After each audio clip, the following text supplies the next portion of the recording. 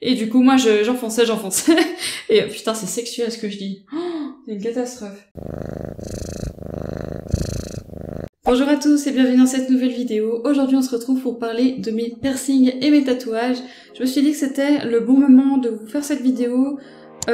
Déjà pour que vous en sachiez un petit peu plus sur moi au point de vue... je sais pas comment on appelle ça, au point de vue des tatouages et tout ça.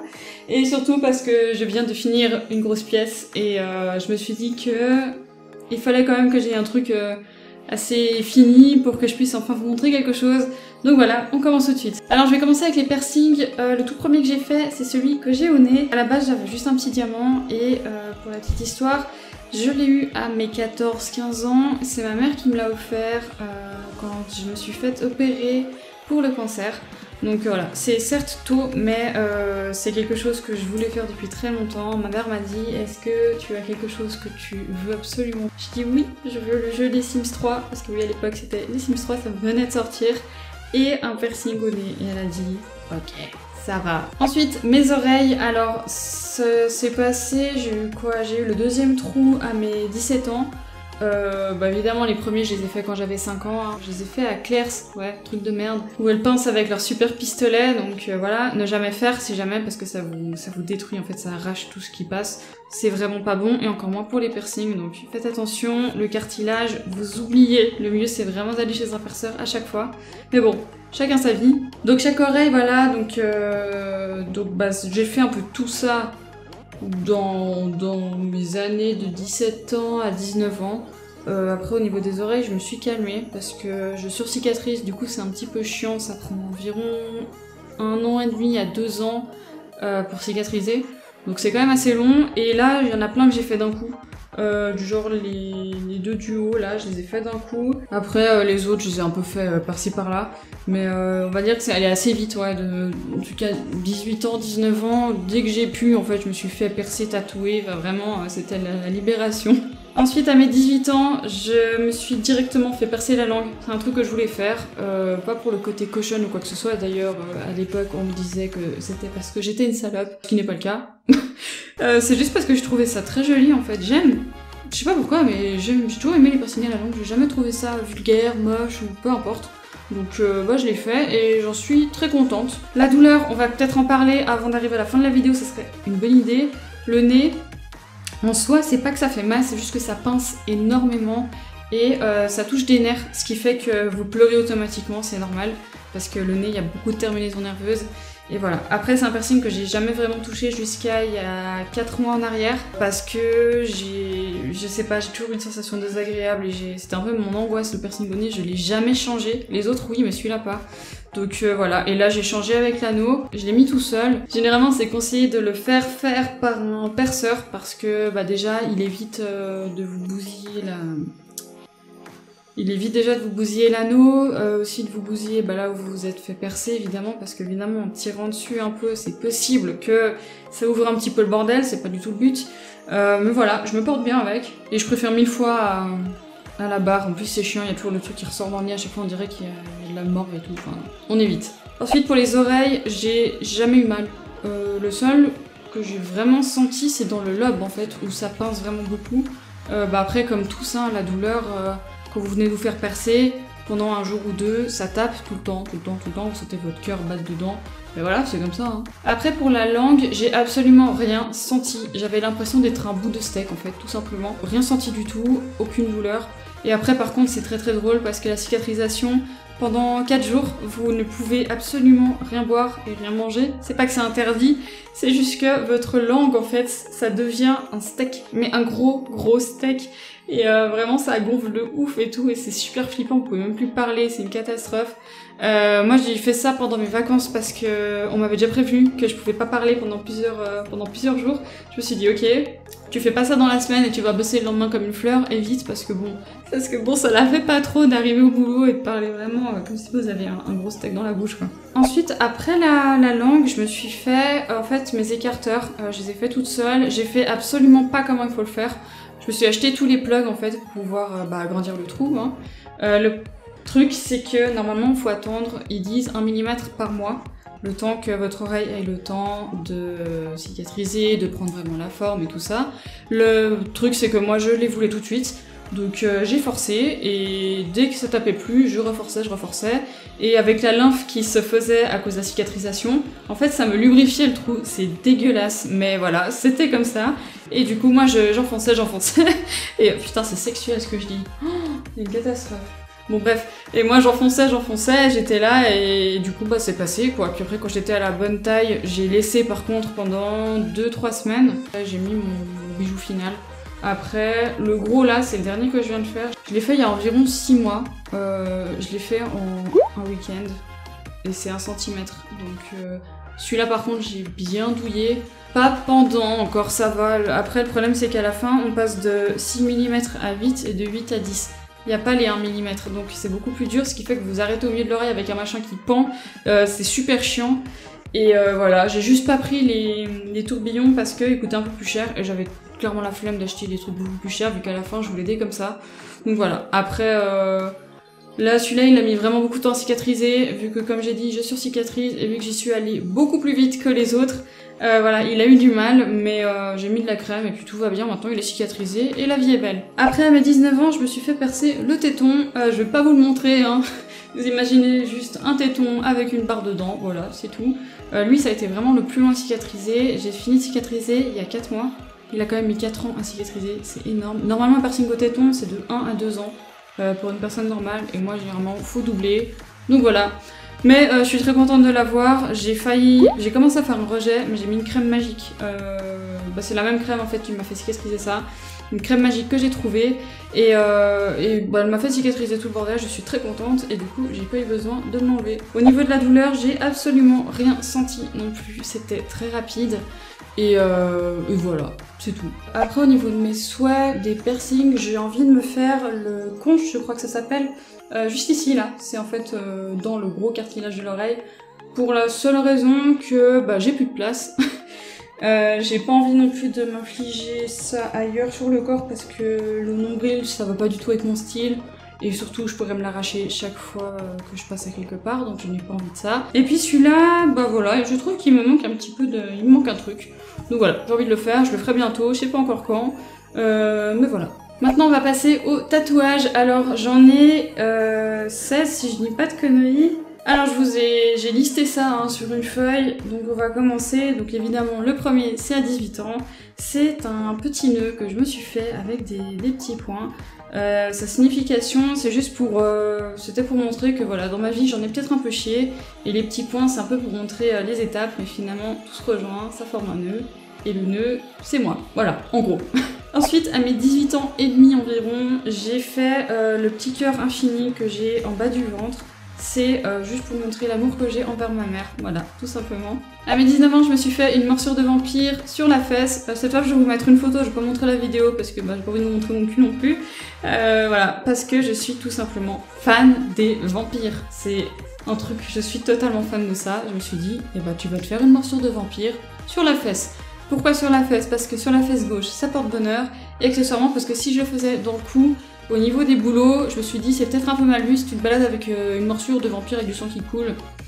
Voilà. Ensuite, toujours à mes 19 ans, c'était d'ailleurs l'apogée de mes tatouages, j'ai pété un câble. Enfin, je venais d'avoir un vrai travail, donc je suis passée de environ 1000 francs d'apprentissage à 4000. Donc autant vous dire que le fric, c'est parti en tatouage. Après, ils n'ont vraiment pas coûté cher. Ouais, ils ont vraiment pas coûté cher du tout, parce que c'était chez un mauvais tatoueur, mais je vous raconte ça juste après. Celui du dos, c'est juste marqué en anglais en fait, que ce qui ne m'a pas tué m'a rendue plus forte. Donc c'est pour mon cancer, parce que je l'ai dessiné depuis mes 14 ans. Il a beaucoup changé, beaucoup évolué, comme moi d'ailleurs. Et je me suis dit, je voulais vraiment un truc qui prenne tout mon dos, parce que mon cancer, il fait partie de moi. Et il faut bien que je l'accepte un jour, donc voilà, juste pour ça. Au niveau des douleurs, en fait, je fais partie des personnes un peu bizarres qui n'ont jamais mal, voire qui ont du plaisir à se faire tatouer. Donc je suis pas du tout la bonne personne pour évaluer la douleur ou pas d'un tatouage. Voilà, autant vous dire que tous mes tatous, sauf celui du dos, ne m'ont absolument rien fait. Soit ça me chatouille, soit je les sens pas. Voilà, comme ça, c'est fait, sur les douleurs, on est fixé. Donc celui du dos, j'en ai chié parce que j'ai des nœuds dans le dos, j'ai des problèmes de dos. ce qui fait que les nœuds en fait c'est des petits amas de graisse en fait qu'on doit venir masser après. Et à cette époque-là, j'allais pas vraiment voir ma physio très fréquemment.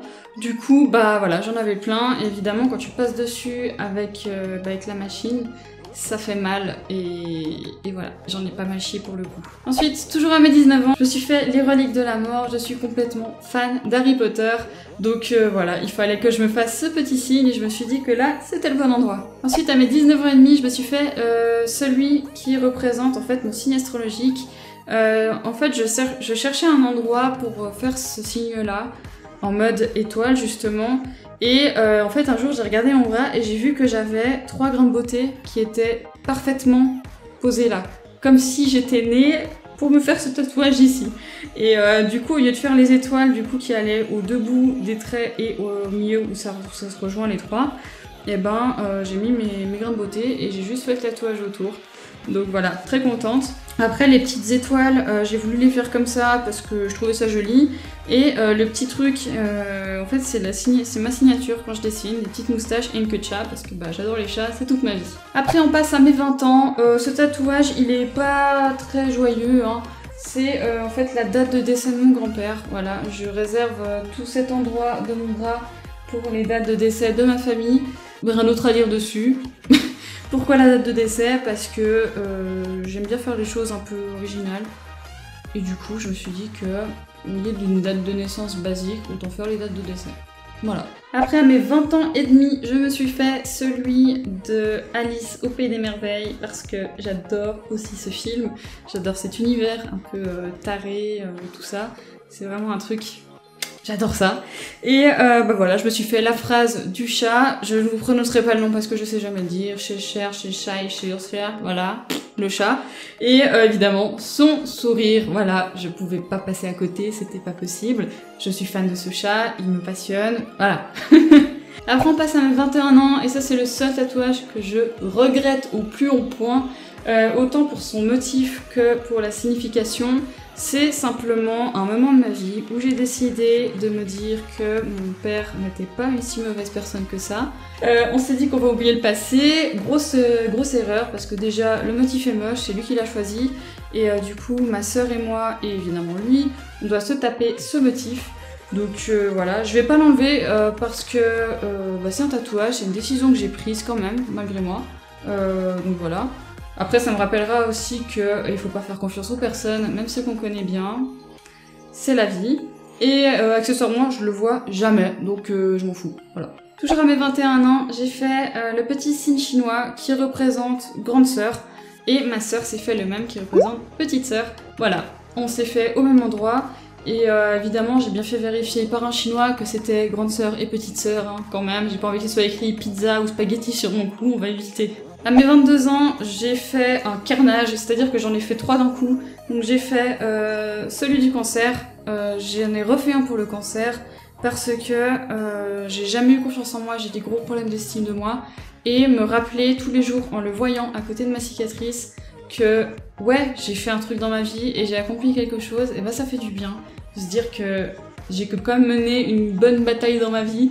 Donc voilà, ça me fait du bien de le revoir. Et je me suis dit, bah voilà. Par contre, ça, c'est un endroit où je ne referai jamais ma vie. Plus jamais je me ferai tatouer par là, tout simplement parce que j'ai l'impression en fait qu'on me roule le coup une deuxième fois. Et c'est vraiment pas cool, parce que là, on le voit peut-être pas, mais normalement, la cicatrice, elle va de là à là. Donc là, ça a bien cicatrisé, et là, ça a surcicatrisé. Donc non, ça va pas du tout, en fait, ça me tire la peau, ça fait horriblement mal. Je me suis fait aussi le Hakuna Matata sur mon poignet. Parce que j'adore le Roi Lion, voilà, je suis fan de Disney, tous ces trucs-là. Le Roi Lion, c'est la base, Hakuna Matata, c'est la base. Et le dernier de ce jour-là, c'est le 9/3 que je me suis fait sur le mollet. Alors là, ça a été le début de la fin avec mon ancien tatoueur, si on peut appeler ça comme ça, parce que il a commencé à faire une grosse infection, en fait, au milieu du 9. On voit clairement qu'il y a une espèce de truc blanc. Et c'est pas du tout un effet, c'est juste que j'ai fait une réaction. C'est juste que j'ai fait une réaction comme ça peut arriver, vous me direz, ça peut être normal, mais je vous explique après, il y a rien de normal dans tout ça finalement. Voilà, j'ai fait une réaction avec, ça s'est infecté, et bah, résultat ça donne ça, mais je vais jamais le retoucher parce que en fait j'aime bien ce que ça donne. comme ça s'est estompé, en fait, je trouve que ça donne un effet un peu sympa au neuf. Du coup, je vais le garder comme ça. Alors, toujours à mes 22 ans, grosse erreur de ma vie. C'est le dernier tatouage que j'ai fait chez ce mec. Donc moi, c'est en Suisse, j'habite en Suisse, donc mon tatoueur se trouve vers Yverdon, voilà. Si vous êtes intéressé, vous pouvez me demander et je vous répondrai. Je n'irai plus jamais, je n'ai pas envie de lui causer de problème ou quoi que ce soit, donc je ne dirai pas son nom dans cette vidéo.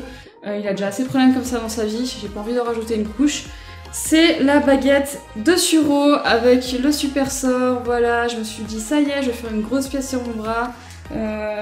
J'étais contente jusqu'au moment où il m'a foutu une couleur qui était vieille.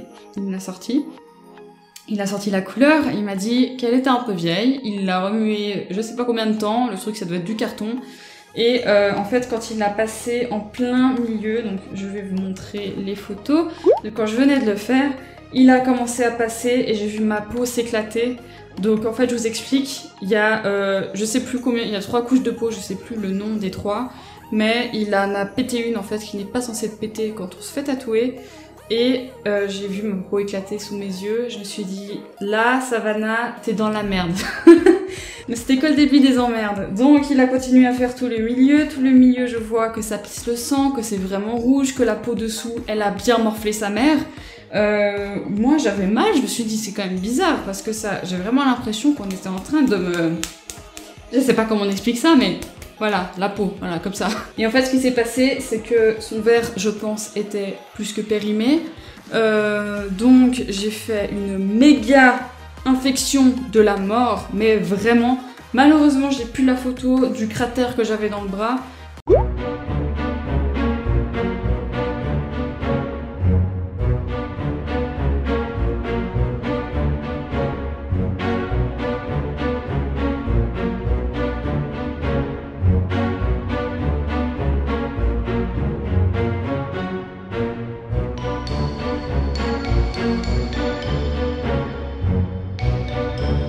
Mais j'ai une photo de juste après quand ça venait de cicatriser où c'était encore bien rouge la cicatrice que je vais vous insérer juste maintenant. Donc on voit en fait qu'en plein milieu du sort, ce qui donne un effet maintenant plus ou moins sympathique pour les gens qui ne connaissent pas mon tatouage. En fait c'est juste que j'avais un méga trou, mais vraiment un méga trou, j'ai cru que mon bras était en train de se nécroser. Je me suis dit, meuf, tu vas perdre ton bras. Donc ce qui fait qu'avec mes problèmes de cicatrisation, j'ai dû attendre une jolie petite année en massant pendant quelques mois, tous les jours, 3 fois par jour, ma cicatrice. Évidemment, j'ai dû mettre une crème antibiotique dessus pour éviter d'aggraver mon cas et que ça se propage ailleurs sur le tatouage. Ouais, c'était vraiment très très chiant. Et là, je vais vous montrer. On a fait un test de couleur chez mon nouveau tatoueur, qui est un vrai tatoueur cette fois. Ça fait du bien. Et je l'ai absolument très très bien supporté. Donc voilà, ça fait un aspect un peu bizarre évidemment, vu que c'est sur la plus grosse partie de la cicatrice. Mais étonnamment, ça ne m'a pas fait mal. Donc effectivement, c'est vrai que quand on se fait éclater la peau, c'est un peu plus douloureux qu'un tatouage normal. Après, on passe au vrai tatoueur. C'est au salon Bartek Arpeta Tattoo, qui se trouve en face de l'hôpital de Genève. C'est vraiment un salon où il y a que des personnes compétentes. Vraiment, on voit que c'est des pros et que c'est leur métier. Bref, je me suis fait à mes 22 ans et demi environ le château de Disneyland. Je vous ai pas dit, mais en fait tous mes motifs, sauf le dernier, ce sont tous des dessins que j'ai fait moi. Parce que je voulais pas copier un dessin qui était déjà là, donc généralement je me suis inspirée certaines choses, mais sinon j'ai tout dessiné moi. Donc voilà, la baguette de Suro après c'est un motif que j'ai fait avec mon ancien tatoueur. Il m'a aidé un peu pour le côté du sort et moi j'ai dessiné la baguette. Donc voilà, donc du coup le château de Disney, voilà, je suis fan de Disney, c'est pas très compliqué. Mon rêve ultime c'est d'habiter à Disneyland, voilà. Et du coup voilà, je me suis dit on va mettre les deux ensemble. Je voulais faire un truc avec les oreilles de Mickey et le château de Disneyland. Je suis très contente et effectivement on voit rien qu'à la pigmentation en fait entre mes anciens tatouages qui sont pas très vieux et ceux-là, on voit clairement que la qualité elle est là. Et le dernier que je me suis fait il y a 6 jours, c'est mon bébé. le château de Poudlard. Comment vous dire que je suis tellement heureuse de ce tatouage. Ça faisait longtemps que je voulais enfin presque finir mon bras. Voilà, et là, on a fait toute la plus grosse partie de mon bras. Je suis tellement heureuse, tellement heureuse. Il est beau, il est trop beau et je suis trop contente et j'ai hâte de continuer à me faire tatouer. Voilà, c'est toute ma vie, hein. Je vis dans les tatouages depuis toute petite, mes parents sont tatoués. Voilà, c'est un truc qui m'a toujours passionnée. Et je suis très heureuse de pouvoir enfin arriver à quelque chose de bien sur ma peau. Après, au niveau des projets, j'ai le projet de me faire un ici où il y aura le sort Ridiculus avec le clown qui est dans le film et avec une banane genre dans la main, je sais pas trop quoi, parce que j'ai la phobie des clowns et des bananes. Je me suis dit que ça serait un peu le summum du foutage de gueule de moi-même si je me mets mes plus grosses phobies en fait ensemble. Donc ça peut être pas mal. Après au niveau de ce bras, je vais voir, peut-être je compléterai des petits trucs par-ci par-là. Ensuite là en dessous du Hakuna Matata, je vais juste me faire la marque en fait de Simba, la marque qui est peinte par Rafiki, juste parce que ça va avec. Voilà, après je m'arrêterai là. Je vais voir avec la place qui me restera des trucs Harry Potter, je sais pas du tout. Et sur l'autre bras, je vais me faire tout le bras Disney. Donc il y aura plein de petites pièces ensemble, beaucoup de couleurs et tout ça. Donc j'ai très hâte aussi. Après, sous les seins, j'ai prévu de m'en faire un avec le chat d'Alice au Pays des Merveilles, en mode moitié squelette, moitié chat. Et après, évidemment, j'aurai ma baguette à refaire, vu que maintenant je peux enfin m'en faire tatouer dessus, j'ai super hâte. Et après, bah, bien évidemment, j'entamerai les jambes. Et après, j'ai un tatouage en commun avec ma soeur et ma mère qu'on doit se faire. On va pas tous le faire au même endroit, on verra quelle taille on veut chacune et tout ça, mais le motif sera le même. Donc voilà, et puis pour l'instant j'ai pas encore d'idée précise. Je sais que je m'en ferai avec mon chéri, on va s'en faire un en commun. Et évidemment, quand on se mariera, on se fera le tatouage des bagues. Parce que ça nous correspond, et voilà, et c'est toujours très joli à voir. En parlant de mon copain, il est aussi tatoué, je l'ai embarqué dans mes péripéties de tatouage. Il s'est fait tatouer, pour l'instant il en est qu'à 3 parce qu'il s'est arrêté quand il a vu que moi ça n'allait plus avec mon ancien tatoueur. Il s'est dit qu'il allait pas non plus tenter le diable avec. Donc je vais vous montrer vite fait 3 photos de ce qu'il a. Et voilà, pour lui il n'y a pas vraiment de signification, juste qu'il trouve ça joli, et c'est tout. Il y a des gens comme ça, et il y a des gens comme moi, où il faut toujours une signification, et voilà. Il va s'en faire un sur tout le bras entièrement la semaine prochaine, il a trop hâte aussi, c'est du coup bah, chez nos nouveaux tatoueurs, donc vraiment cool, on a trop hâte. J'espère que cette vidéo vous aura plu, j'espère que c'était pas trop chiant à voir non plus. Voilà, je voulais partager ça un peu avec vous, vous partager des petites parties de moi aussi, et je vous dis à bientôt pour une prochaine vidéo. Salut!